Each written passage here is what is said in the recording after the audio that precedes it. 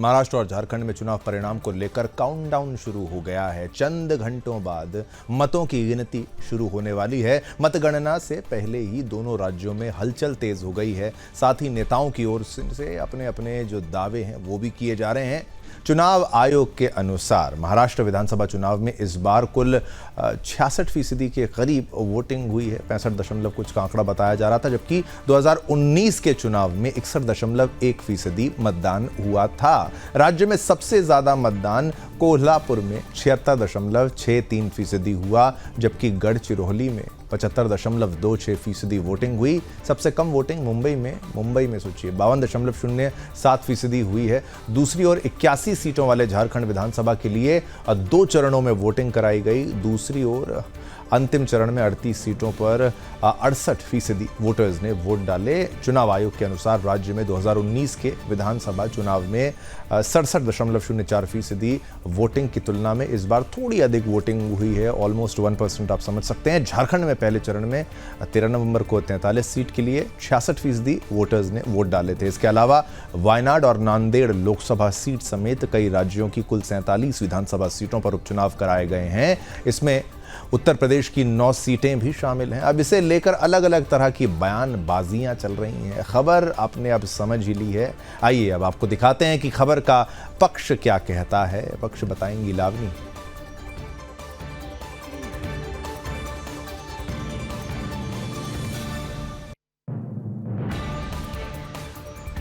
धन्यवाद श्रम। आइए इस खबर के पक्ष की तरफ अब चलते हैं। तो जहां तक इस खबर के पक्ष का सवाल है, तो आपको सबसे पहले बता दें कि कल आने वाले नतीजों से पहले देश भर में इस समय एग्जिट पोल्स के नतीजों की चर्चा है।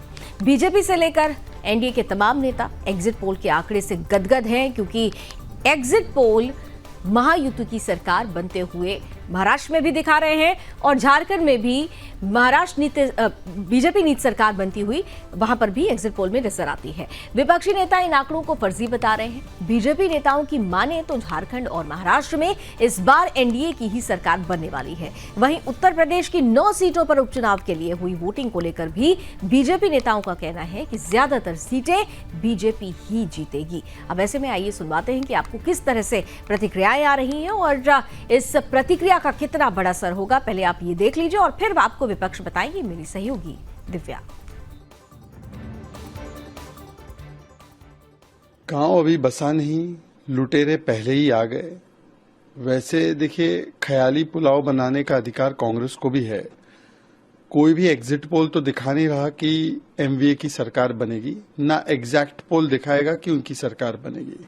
पर एमवीए महा वोट बैंक अघाड़ी से अब महाविभाजन अघाड़ी, वो भी चुनाव के नतीजों से पहले कैसे बन चुका है वो देखने लायक है। भाई अभी तो लड़ाई झगड़ा शुरू भी हो गया है कि मुख्यमंत्री का फेस कौन बनेगा। वहां उद्धव ठाकरे जी की पार्टी बोलती है हम बनेंगे, कांग्रेस बोलती है हम बनेंगे, शरद पवार जी की पार्टी बोलती है कि हम भी रेस में हैं। देखिए, एग्जिट पोल प्रायः सत्य नहीं हुआ करता है, कहीं कहीं उल्टा भी आता है। लेकिन झारखंड हम लोगों के नजदीक में, झारखंड से रात दिन लोगों का आवागमन होता है, सबसे बातें हम लोग कर रहे हैं।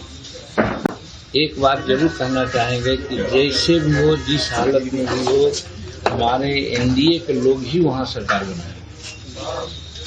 कितना नंबर आएगा ना आएगा वो हम नहीं जानते हैं, लेकिन 2-4 नंबर अगर शॉर्ट भी करेगा तो भी लोग एनडीए के पक्ष में चाहेंगे कि डबल इंजन की सरकार बने। जैसे बिहार में इस आधार पर वोट भी लोग किए हैं, तो हमको ऐसा नहीं लगता है कि वो नौबत आएगी। लेकिन अगर वो भी आएगी तो भी 1-2 निर्दलीय उदलीय मिला करके सरकार वहां पर बनेगी। नाना पटोले और संजय राउत का स्पर्धा है कि किसने ज्यादा विवादक बयान दिए।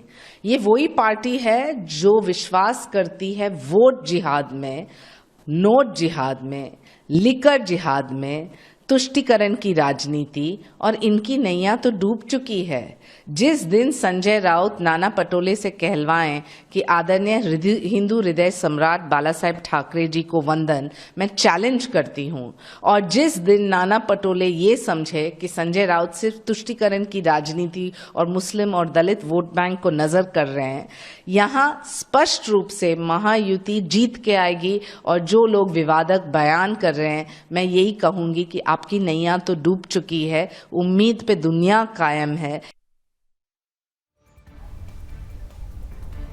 और अब जहां तक की खबर की विपक्ष की बात है तो हम आपको बता दें कि किस तरह से अब आंकड़ों से कुछ ही घंटे पहले महाविकास अघाड़ी के नेताओं की टेंशन बढ़ गई है।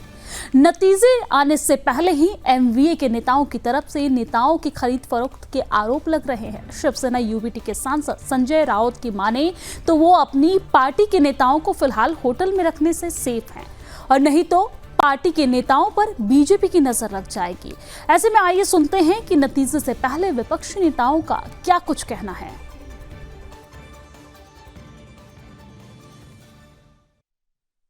नहीं, मैं उनसे कहूंगी ये सारी टेंशन लेने की उनकी जरूरत नहीं है कि होटल्स बुक करें और चॉपर्स बुक करें। उनको महाराष्ट्र की जनता उनको छुट्टी देने वाली है अगले 25 साल के लिए। जिस तरीके से लूट मचाया है, जिस तरीके से भ्रष्टाचार हुआ है, जिस तरीके से अदानी के सरकार चली है, वो खत्म होने वाली है। जनता हमें बहुमत देगी, स्पष्ट सिंपल मेजॉरिटी मिलेगी, और हम जनता की सेवा में 5 साल डटे रहेंगे, जुटे रहेंगे। और जो लॉ एंड ऑर्डर व्यवस्था खत्म हुई है, जो किसानों को त्रस्त किया है, जो महिलाओं को की सेफ्टी को इश्यूज बढ़े हैं, युवाओं को बेरोजगार किया है, हमारी इंडस्ट्रीज को दूसरे राज्यों में भेजा है, वो सब खत्म होगा। उस पर पूर्ण विराम लगेगा और इनकी सरकार जाने को है। इसलिए ये लोग शायद हेलीकॉप्टर ये सब इसलिए बुक करा रहे हैं क्योंकि इनको पता है कि जब हारेंगे तो जनता इनको पूरा जो लेखा जोखा है वो कर देगी, और इसलिए उनको भागने की जरूरत पड़ेगी।